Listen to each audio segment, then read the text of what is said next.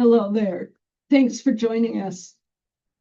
This video is recorded specifically for school bus drivers at Beach Transportation as part of their ongoing training. This is their December safety meeting.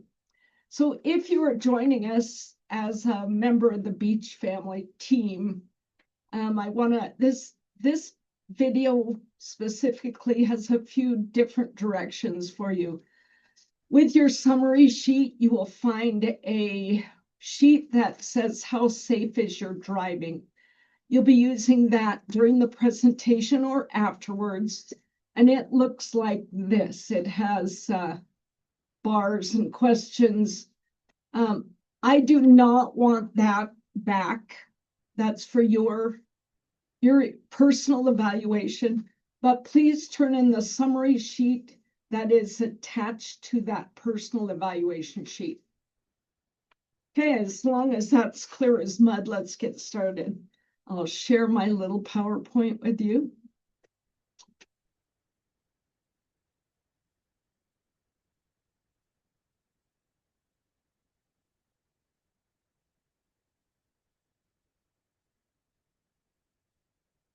Okay, make me a little bigger here.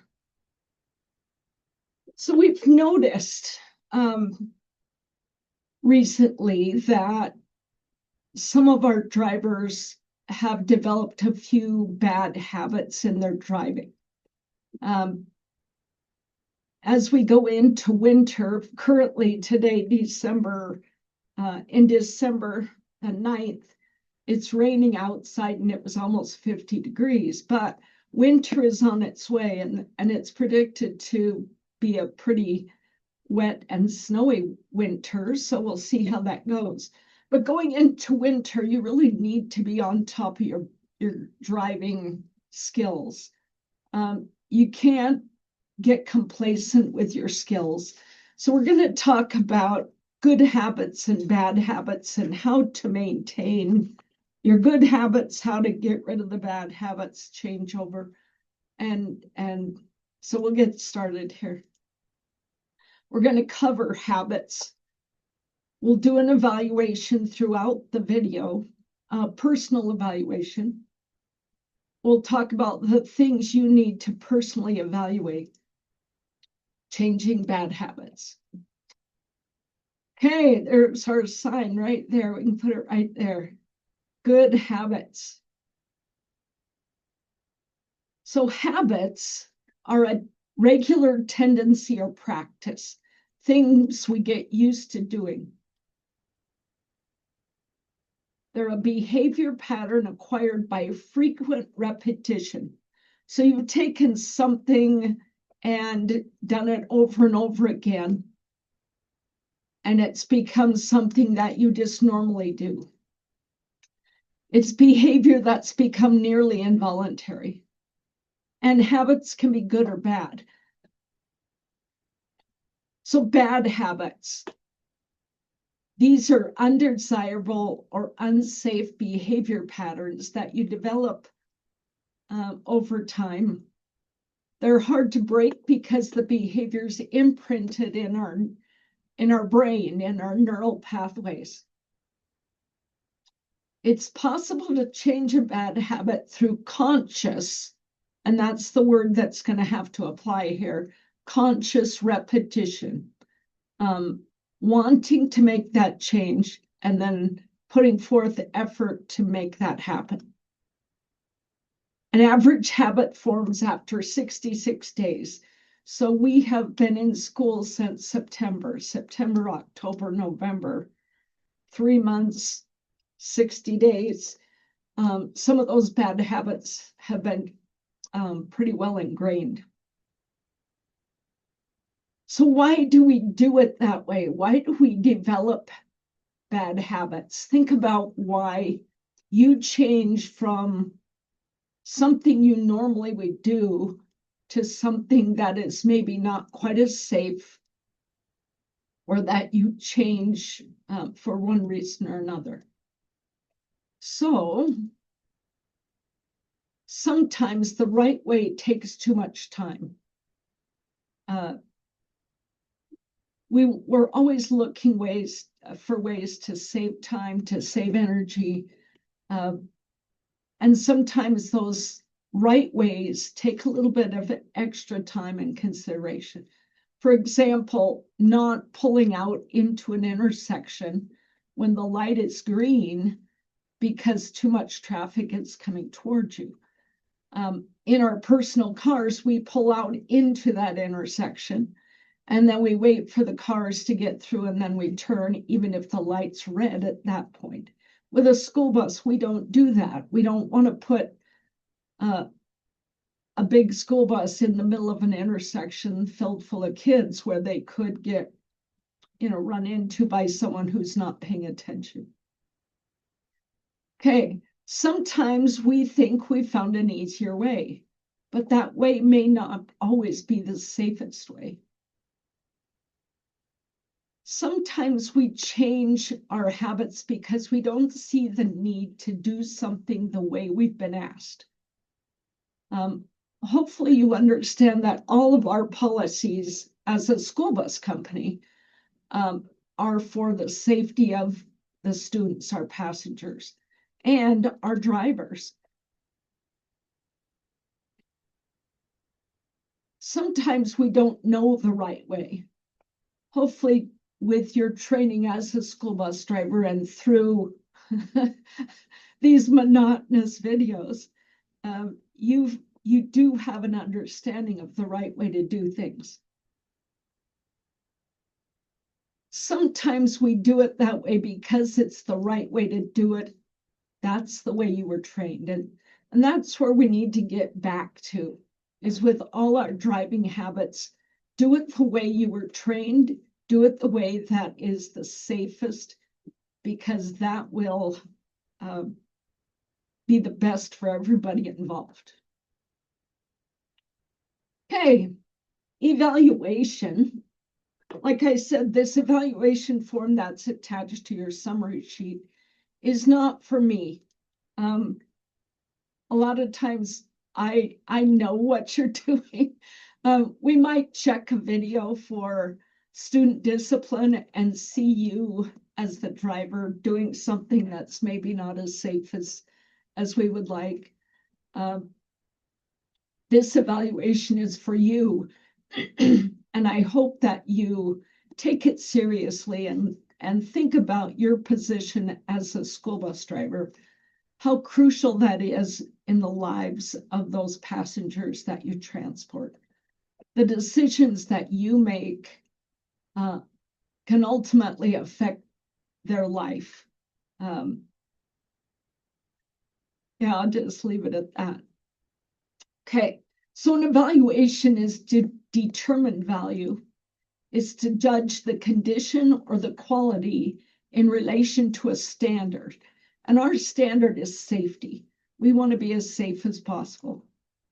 An evaluation is to assess the effectiveness or worth of something, your actions, in a thoughtful, careful manner. So we're looking at your driving skills. And I'm going to be right there with you because as a substitute driver, I can very easily get into bad habits, rushing, not following through with policy. Okay, things to evaluate. Our pre-trip inspection. Get you up here. Okay, so on your evaluation sheet, it talks about filling out your paperwork, including your bus number, putting your flag in the upright position. So following format of a pre-trip inspection, do you do that every day? Filling out your paperwork, putting your dates across the top, putting your name on that paper somewhere, putting your bus number, your flag's in the proper position, and before you go, it should be in the upright position, out of the window. Okay, personal presentation. You might think, why is this a safety issue? The way people dress, the way people talk, the way people smell, the way people interact with other people is a crucial part of your job. Those things influence what other people think of you, the respect they have for you.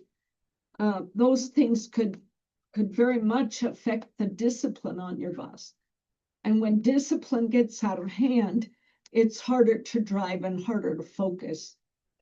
So your interaction with people is a big part of your job. So, how is your personal appearance? Are your clothes clean? Are they not holy? Are they not tattered? Have you washed your coat lately? Are your shoes closed-toed shoes so that you're safe? Can you walk across the lot without slipping? How's your personal hygiene? Do you have a body odor that needs to be attended to? Those things are very influential on how you interact with people. Okay, you make eye contact with the students, with the office personnel, with your other drivers. And what's your attitude? Are you grumpy all the time? Are you happy all the time? Are you kind of airheaded? I mean, I don't know, what's your attitude? Are you able to communicate on the radio? Are you paying attention to those radio, not walking over the top or interrupting a conversation? How about eating and drinking on the bus? Do you go down the road with your cup in your hand? Are you always munching? Has to do with your personal discipline and your personal appearance. Okay, being prepared to drive. It's the next section, section 3. Your seatbelt's on properly. You know, seatbelt's been a law for a long time in Missoula or in Montana. But I remember a time that I got pulled over. My 2-year-old had gotten out of his car seat because he was a little Houdini and he was laying in the back window of our sedan car. And a police officer pulled me over and he asked the question, what would happen to your son, your little boy, if you had to slam on the brakes? Where would he go? Where would his body go?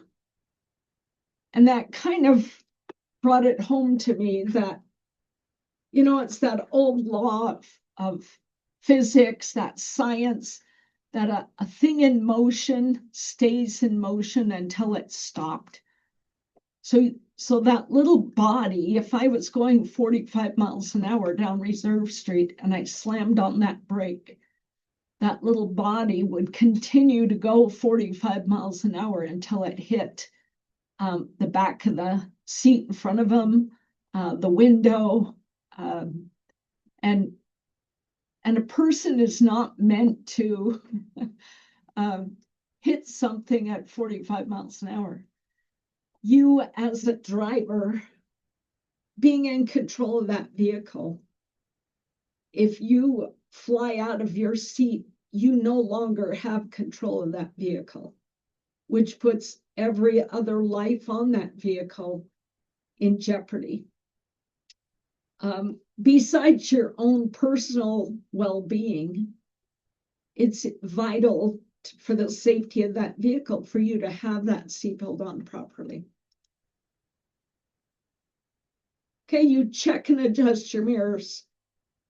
Front crossover mirrors still tend to be a big problem because of the tightness of our parking facilities. So please make sure your mirrors are adjusted before you leave the lot. You grip the steering wheel properly with two hands, and properly means that you don't have them cupped underneath on the bottom. You have them on the steering wheel, both gripping. Control of that vehicle depends on you, the driver. And if you're able to steer away from something, that's going to make things much safer. If you have a hand on your lap and you need to make an evasive turn, it's going to take more time to get that hand off your lap onto the wheel. So your reaction time is diminished. Okay, good driving postures. I did get in a bus a couple weeks ago where I was leaning way back, and granted, I have short legs. My arms aren't long. I'm not very tall, but this was almost like driving in a recliner where the seat was back as far as it could go, tipped back. It just kind of made me chuckle that someone could drive in that position. Please get yourself in a position where you can see what you need to see. You can react the way you need to react. And don't take a nap while you drive. Okay, placing the vehicle in motion.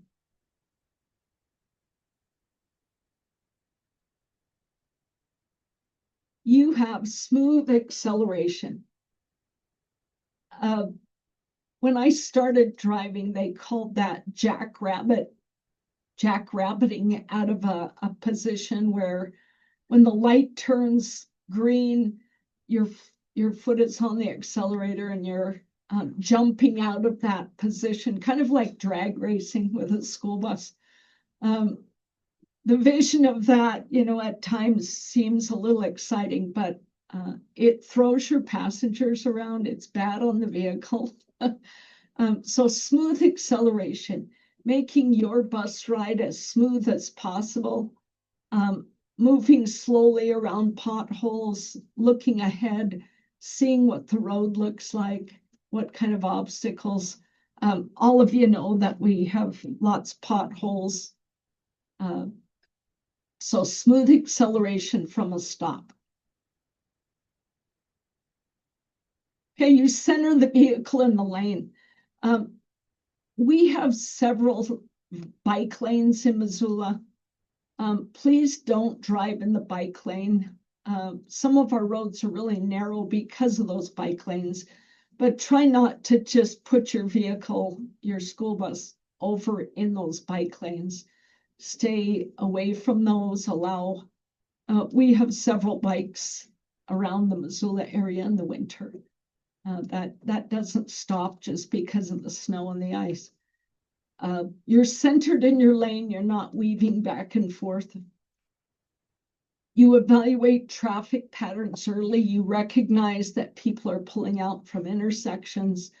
You notice that at the red light, cars are stacking up. You don't need to continue your acceleration up to that line of traffic, easing off, coasting up, watching what's going on around you. You use your mirrors frequently. A rotation of your mirrors is what should be happening with your eyes. Looking to the left, then looking forward, checking your passenger mirror, looking forward, checking the right side of your bus, looking forward, and then rotating back through. Should be a constant as you drive.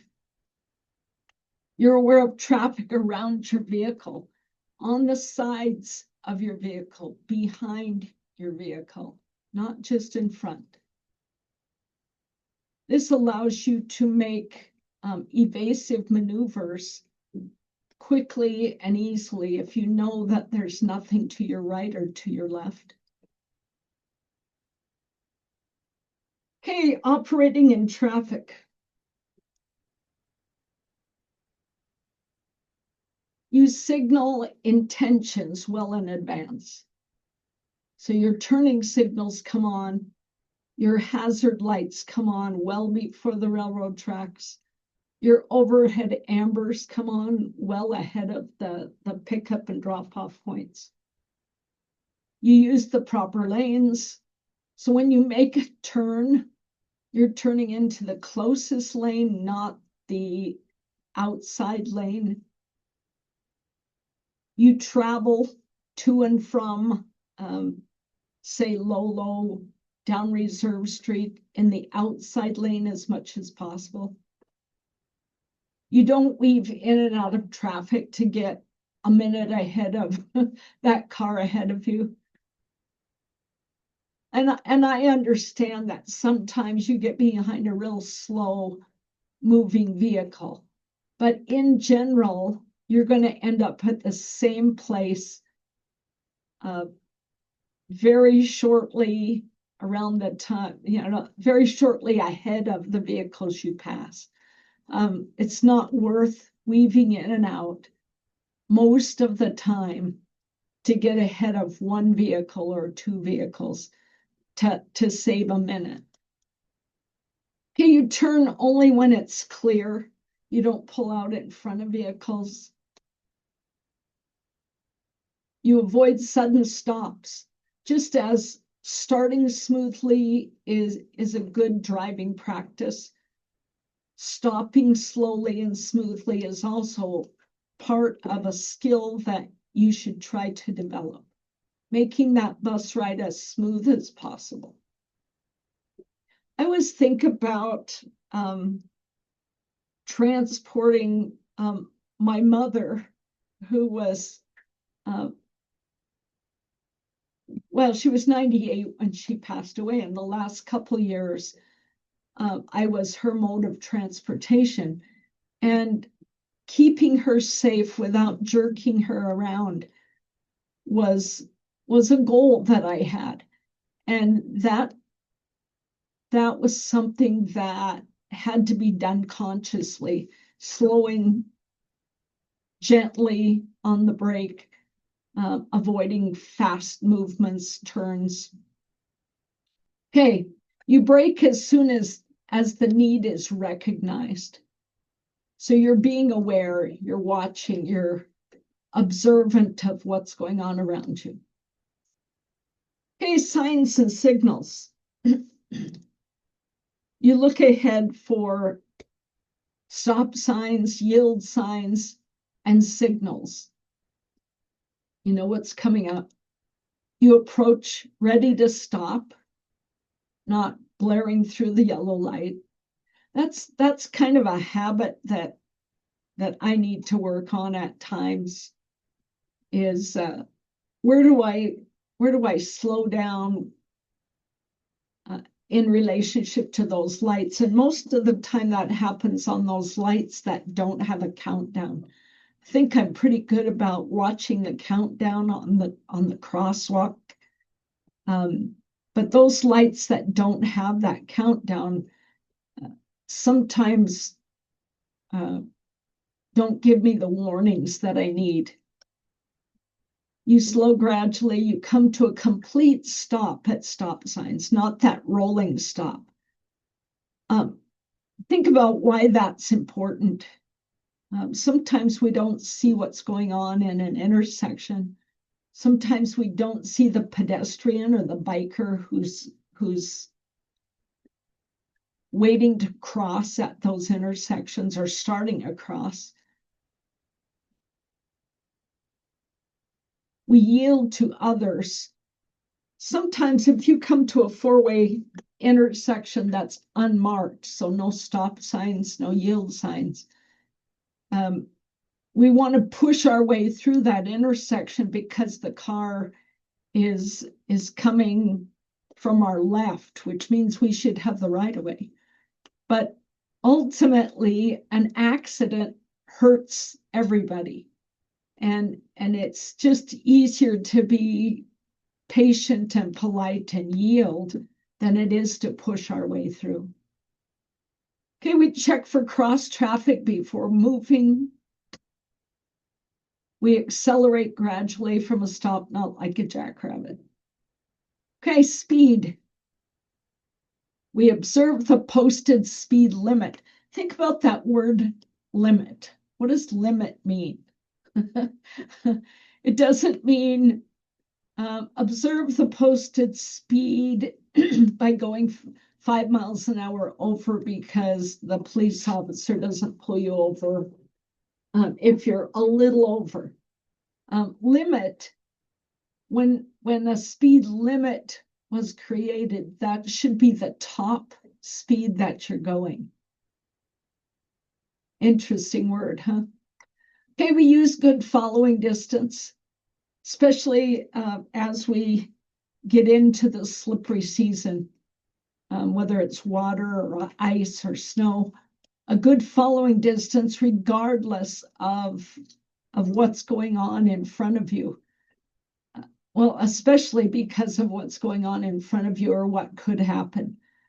If we assume that the person ahead of us is going to make a turn or and then we don't react properly, that's kind of on us.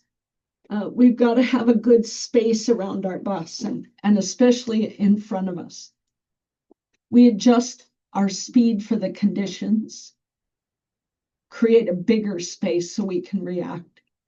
We adjust the speed for the range of our lights when it's dark, when it's foggy.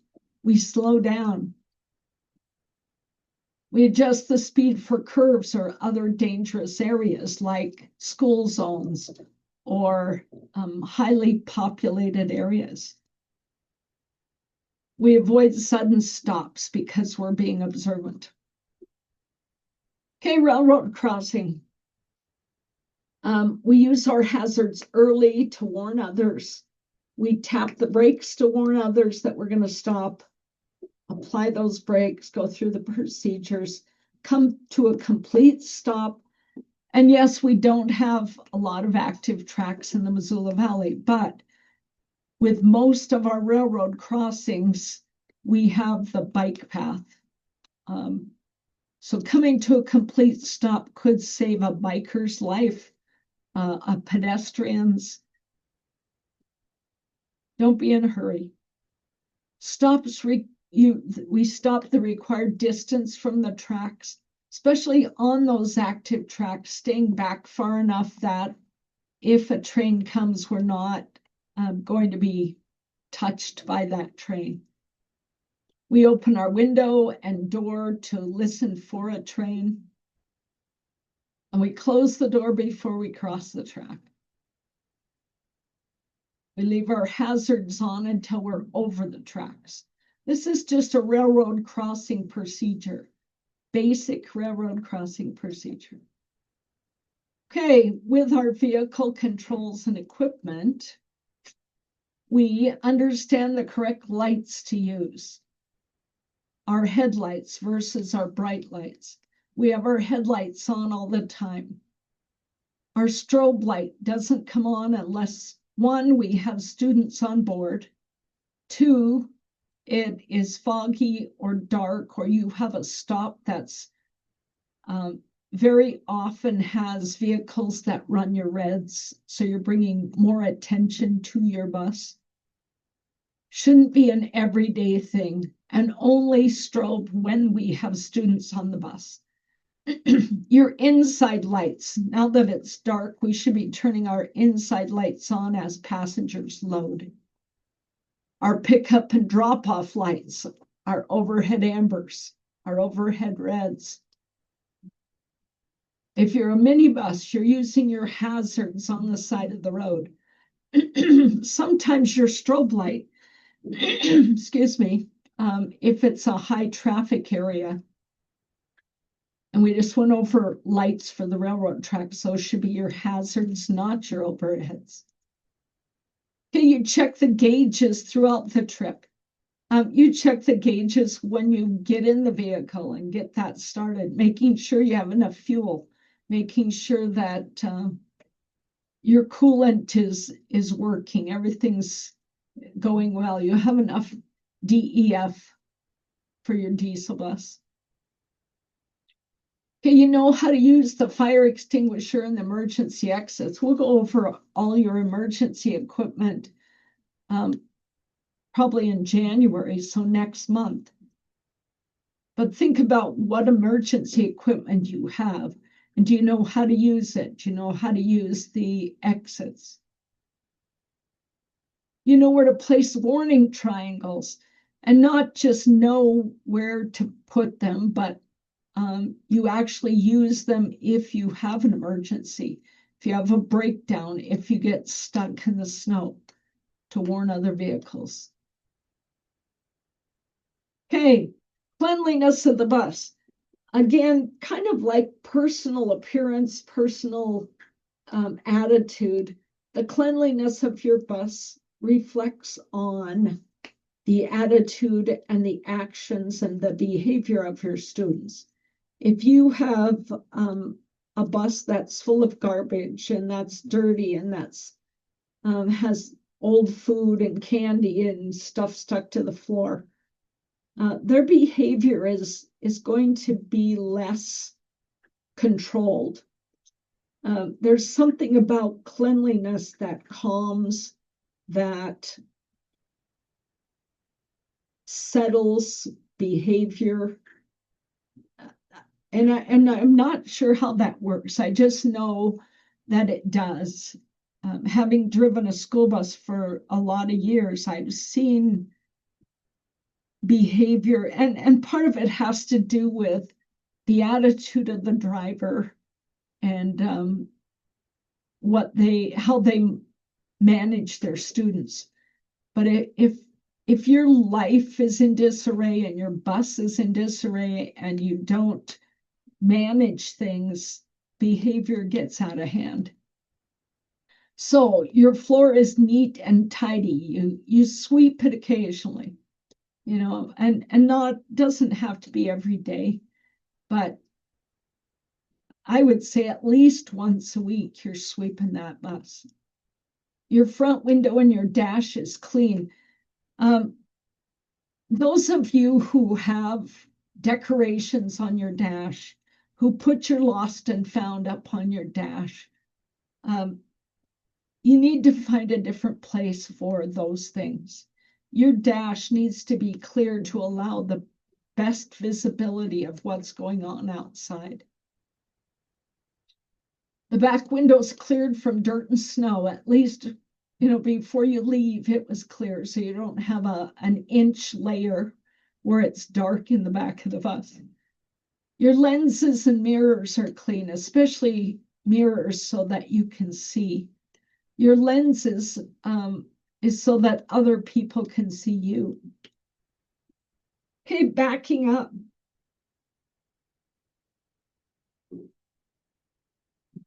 You warn others when you're backing. Toot your horn. You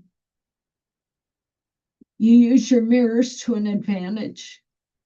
Watching both sides of your bus, watching out the back window as much as possible. You avoid unnecessary backing. Unlike your personal vehicle, when you have 35 feet behind you, or when you have 20 feet behind you in a minibus, it's hard to see what's behind you. And when you back up, you're taking a risk of running into something. You check the area before backing, whether you get out of your vehicle and walk around it or go to the back and look out the back window. You're checking the area. And use a spotter if possible, and letting the spotter know what they need to watch. Minibus drivers, you need to insist that your attendant goes to the back every single time you back up.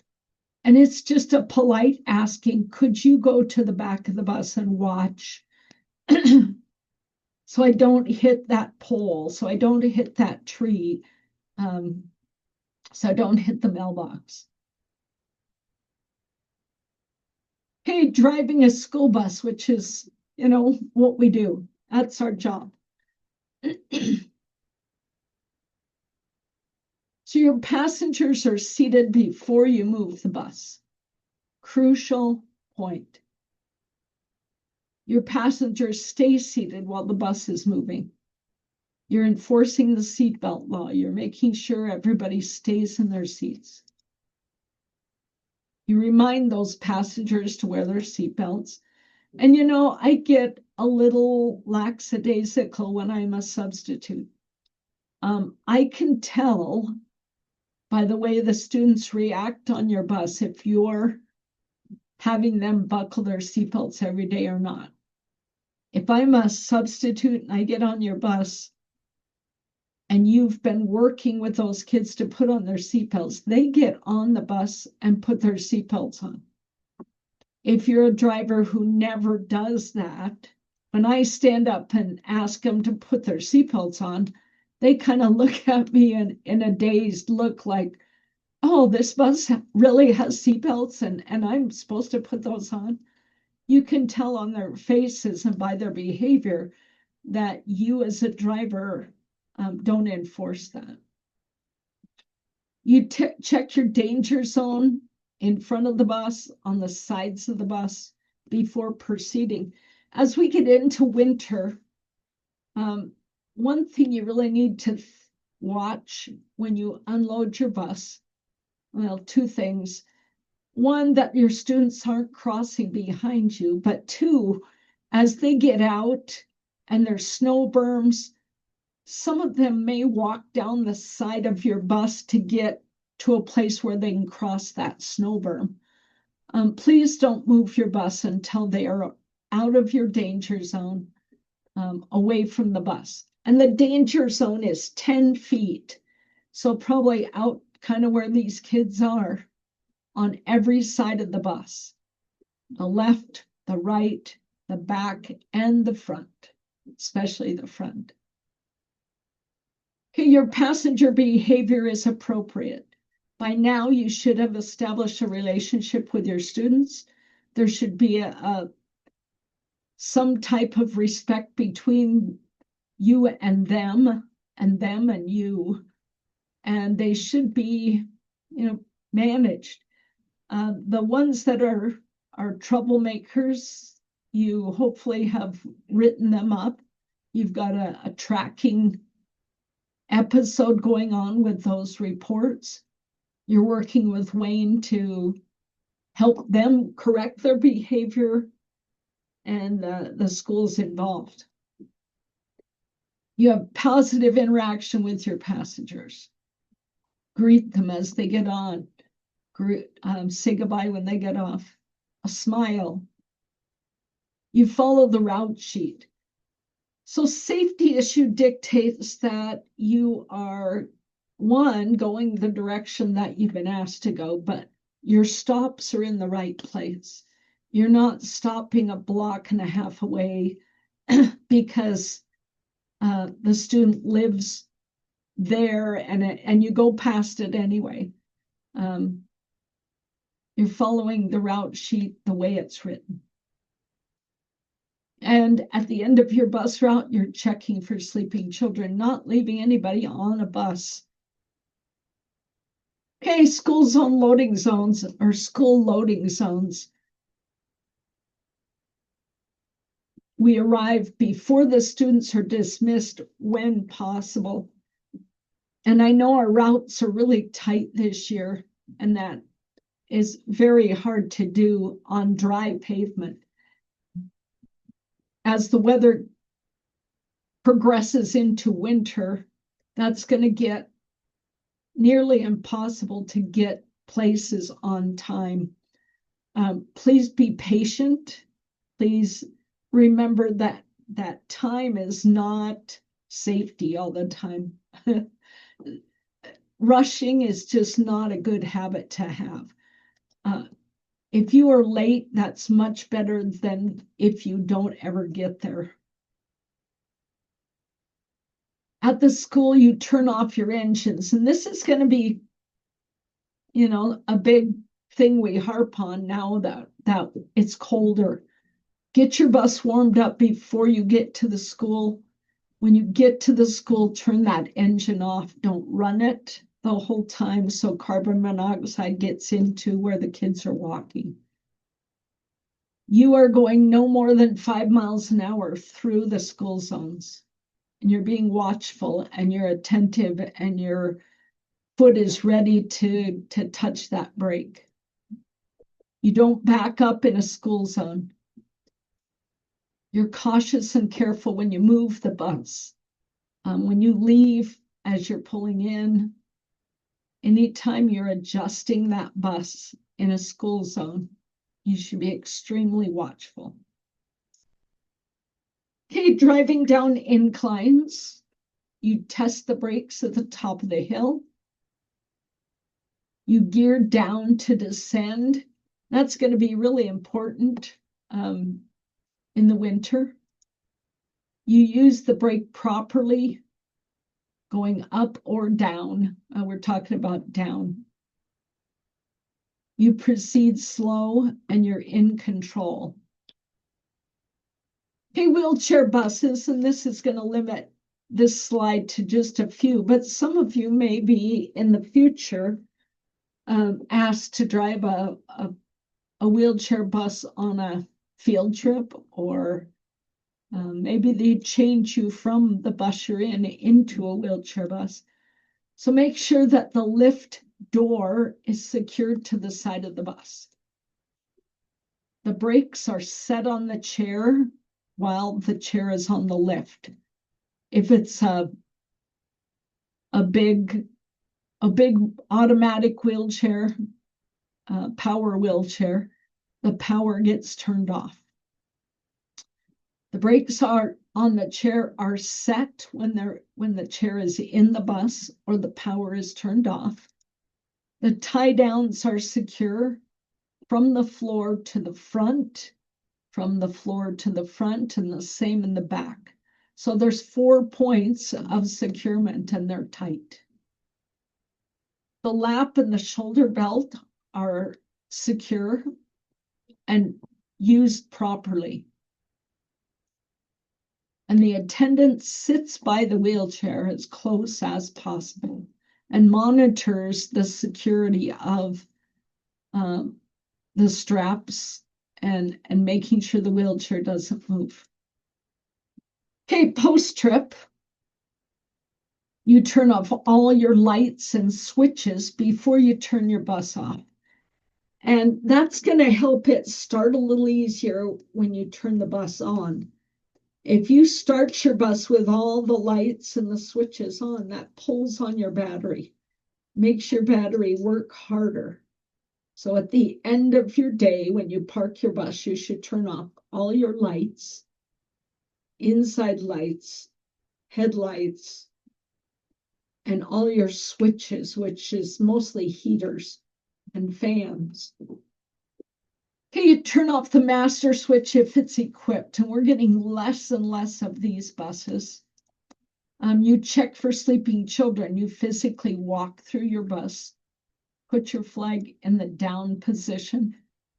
That's later.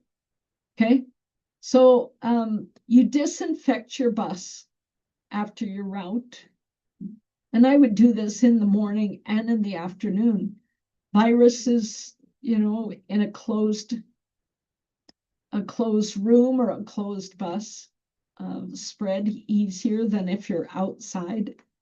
So you're disinfecting, keeping yourself safe. And then you put your flag in the proper position, which is down. Okay, changing bad habits. So you're pretty much done with your personal evaluation. Break the bad habits and make better ones. So I'd like you to, through your personal evaluation, to identify your bad habits. Think about why you do it the way that you do it. Why is it different from what you were taught or the standards that our bus company has for safety? What makes it a bad habit? Why is what you do not as safe as the way you were taught or the standards that our company has? Then think about, do I want to change that habit to make things more safe, to decrease the risk? And some of you are going to say, nah, I don't really care. But what I'd like you to do is push yourself to a little higher standard. Make yourself a better driver. Be honest with yourself and think about why you would want to be better at what you do. It is possible to change a bad habit through conscious. That means you're paying attention to it, repetition. An average habit forms after 30 days. That change starts to happen. So this conscious effort has to continue for about a month before that bad habit's going to start changing.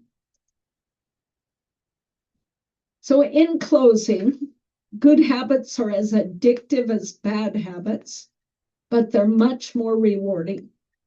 Having a safe driving record, being a safe driver, never injuring a student, not damaging buses, not slipping and tripping and falling as you walk. Good habits have good rewards. Bad habits eventually will have negative rewards. And I'd like you to have more positive rewards than negative. So habits, again, are a behavior pattern acquired by repetition. They can be good or bad. And we would like your habits to be good habits. We, including myself, need to evaluate ourselves for our effectiveness in relation to the safety standards that are required. We perform an important job. We have lives literally in our hands as we drive, as we make decisions, as we use the habits that we acquire to make that transportation as safe as possible.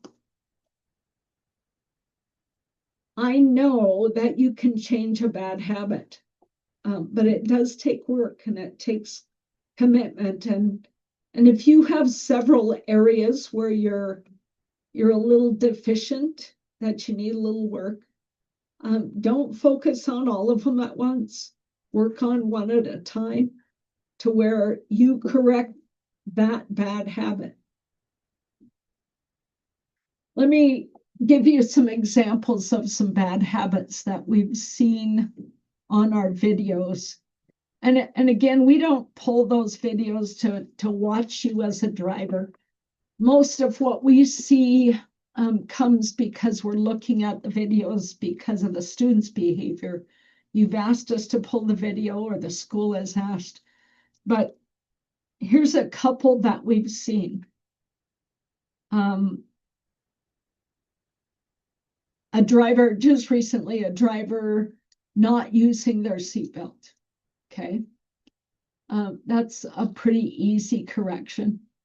A driver going down the road with one hand on the wheel, one hand with their coffee cup.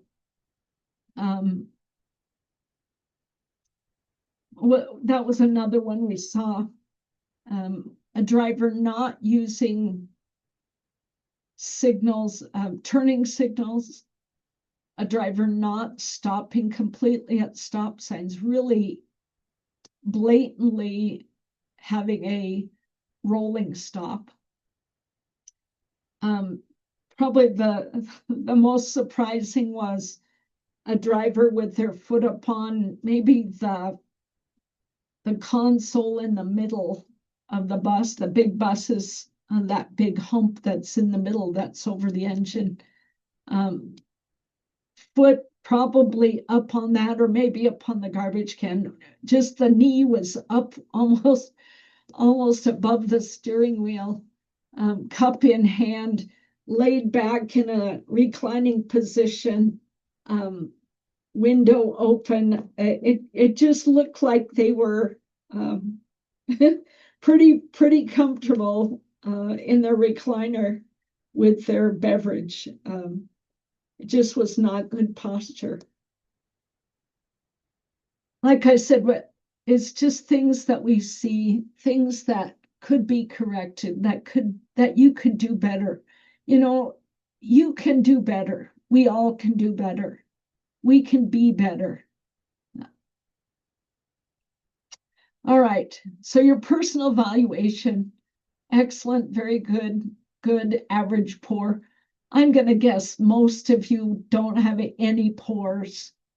I'm going to say most of you are going to be the good and very good, and you're going to have some really excellent points. But we all can improve our driving skills. Everybody thinks they're a good driver. You can ask, a new teenager, you can ask an older person, you can ask any of our drivers. Do you think you're a good driver? And most of us are going to say, yeah, I do think that I'm a good driver. But you know what? It's what you learn after you know it all that makes a difference. Complacency happens. We get comfortable with our skills. But if you can correct and better part of what you do, it will make you a better driver. So we are what we repeatedly do. So think about who you are and what you do on a regular basis. We are what we repeatedly do. So excellence then is not an act, a one-time thing, not something that just happens occasionally, but excellence is a habit. I would love for you all to be excellent drivers. I think that, we have the best drivers in the state. We have one of the biggest companies, maybe if you don't look at Billings, which is much bigger than us, but we have a very large company. We employ around 200 people in the community, and we have amazing drivers, and that's you. You make part of our company great. So thank you for what you do, but all of us can be a little bit better, and I challenge you to do that. Thanks for showing your excellence. Go out there, drive safe, and have a great month until we meet again. Thank you.